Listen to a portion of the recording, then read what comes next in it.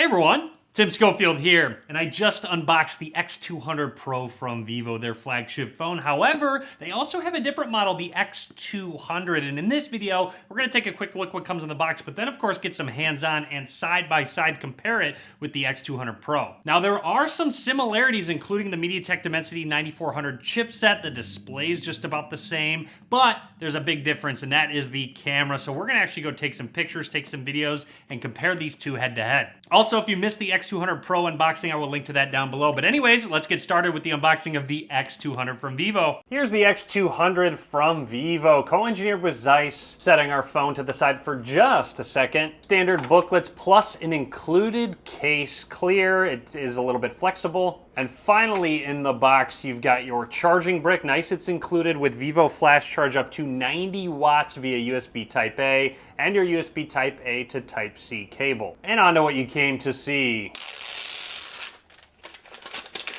Taking a closer look down at the bottom, you've got your SIM card slot, microphone, USB Type-C port, one of your speakers. Moving along on the right side, very flat sides, power button, volume rockers. Make note of the camera bump. And then up towards the top, you've got an IR blaster, more microphones, and then along the left side, absolutely nothing. Close look at that matte green color. It isn't glossy. However, the sides are definitely more polished than the back is, and there is that camera module. Now here's where you'll start to see some differences between the X200 Pro and the X200. Both have a 50 megapixel main sensor, but the X200 uses the Sony IMX921 sensor versus the Sony Lydia 818 sensor on the Pro, so a little bit better of a sensor on the Pro model. And of course the telephoto lens, a 200 megapixel telephoto lens on the Pro and a 50 megapixel lens on the regular. Finally, both use the same 50 megapixel JN1 ultra wide angle lens, and you'll definitely notice just a difference in size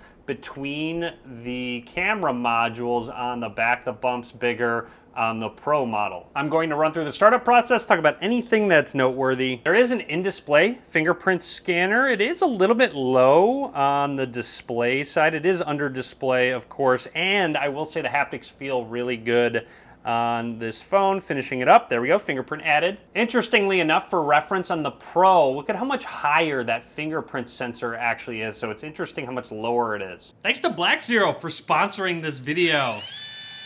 I can't even tell you how many DIY home projects I've had to do since buying my house. The Black Zero brushless drill and hand tool set has really come in handy. They come in very clean looking snap-to-go storage boxes that can stack on top of each other. I've had all kinds of work around the house, whether mounting or even taking screws out of the wall that the previous owner left in. The Black Zero drill is one of the best looking drills I've seen and charges via USB Type-C, a huge plus. The 16.7 volt brushless motor can reach up to 60 Newton meters of torque, and there's even a digital LED display on the back to control the gears intelligently. The drill comes with all kinds of bits for just about every DIY project you have. Now, a drill doesn't solve everything. Hand tools are also a must. They cover all your basic needs, including a claw hammer and one of the smoothest measuring tapes I've used, all made out of premium materials. The alloy steel is rust-proof, so you can get the job done in all conditions. They even won the Red Dot Award in 2024.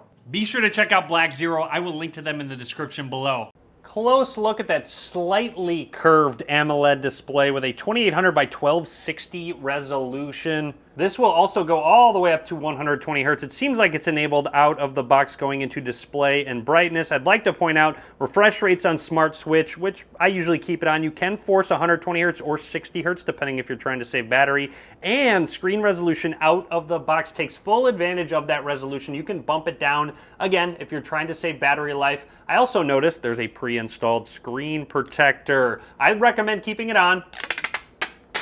Always satisfying peeling them off though. Just so you can really see, here is the difference in terms of size. Obviously a little bit of a screen size difference. The Pro model is just a little bit larger, and that fingerprint sensor is just higher up for some reason. I'm surprised they didn't pick the same spot. I do believe it's the exact same display, same resolution, just a little bit of a size difference. These displays look fantastic. Unlike the Pro, the X200 does not have wireless charging built in. However, they both have an IP68 and IP69 rating. And probably what you came to see. Let's jump into the camera app, just snap a few quick pictures. Both do have the Dimensity 9400 chip inside. You can swipe up to get to their probably what you came to check out that camera. Let's just snap a few quick pictures. Shutter speed seems to be very snappy. You can swipe up here to get to their street photography mode, which is a lot of fun to use, but you can also zoom in not just 10 times, but all the way up to 100 times zoom with their telephoto lens. You can shoot all the way up to 4K 60 frames per second video, but no 8K recording like the Pro, which is interesting considering they both have the same chipset. Oh, and also 4K 120 frames per second is available on the Pro, so definitely a big difference in terms of video recording. You get Vivo's V3 Plus dedicated image processor on the Pro, not quite on the X200, but now let's go ahead and test out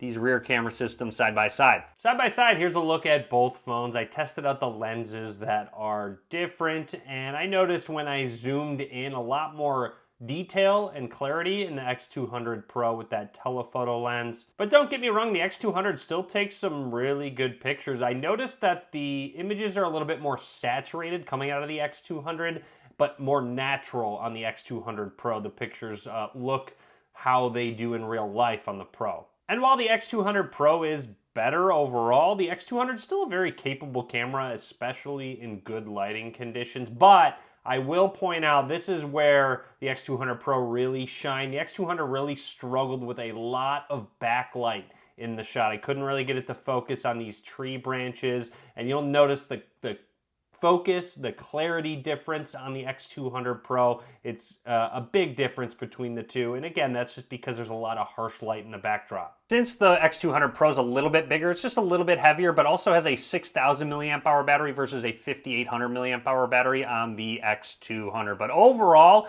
you can tell that the biggest difference is between the cameras. A lot of similarities, like the display being the same, the Dimensity 9400 is the exact same chip. And overall, that's it from me on Vivo's X200 lineup, the X200 and X200 Pro. Drop a comment, let me know which one you are going with. All links will be in the description of the video below. Be sure to subscribe, a lot more content coming soon. Be sure to give this video a thumbs up. As always, thanks for watching.